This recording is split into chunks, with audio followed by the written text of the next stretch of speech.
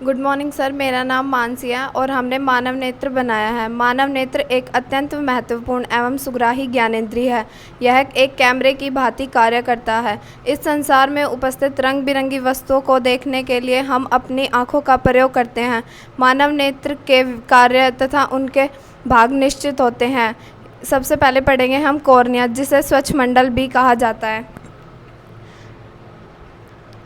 यह यह नेत्र के डायाफ्राम के ऊपर स्थित एक पतली झिल्ली होती है।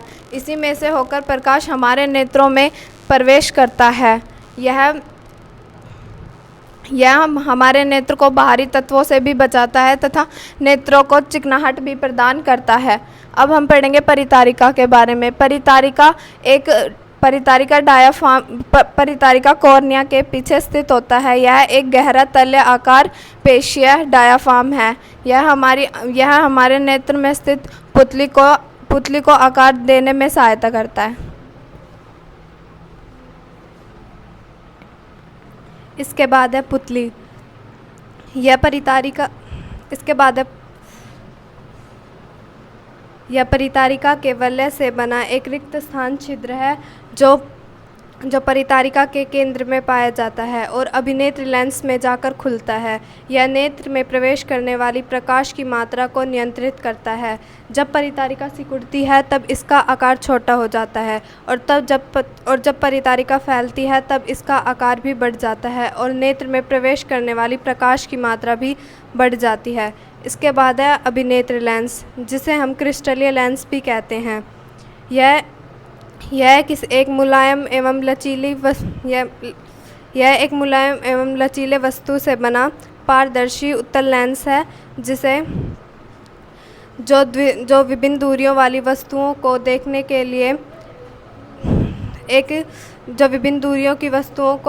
के लिए अपना आकार बदलता है। यह वस्तु का उल्टा तथा वास्तविक प्रतिबिंब बनाता है। इसके बाद है पारदर्शी पेशियाँ। ये पेशियाँ अभिनेत्र लेंस को जकड़े रखती है तथा अभिनेत्र लेंस के आकार को नियंत्रित करती है। जब इन पेशियों में कुछ दुर्लभता आ जाती है तब अभिनेत्र लेंस अपने आकार को बदल नहीं पाता और इसकी समझन क्षमता कम हो जाती है।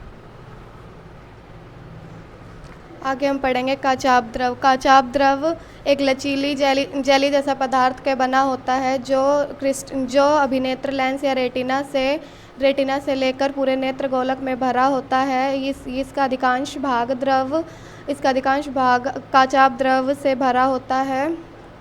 इसके कार्य भिन्न हैं। यह नेत्र गोलक को आकार प्रदान करती है। इसके आगे हम पढ़ेंगे रेटिना। यह एक दृष्ट पटल कहलाता है।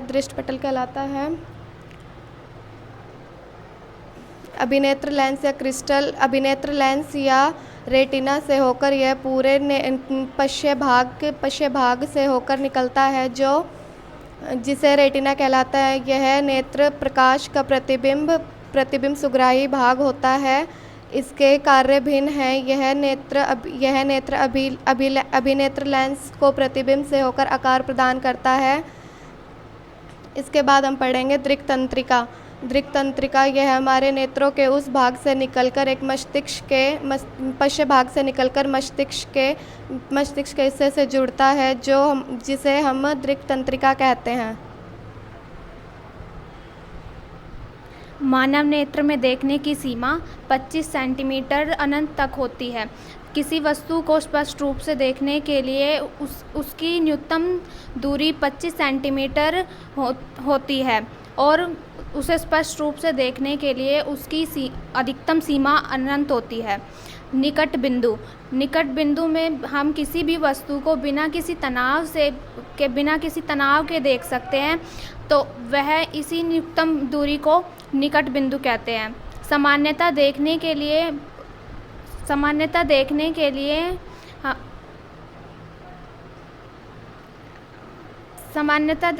लिए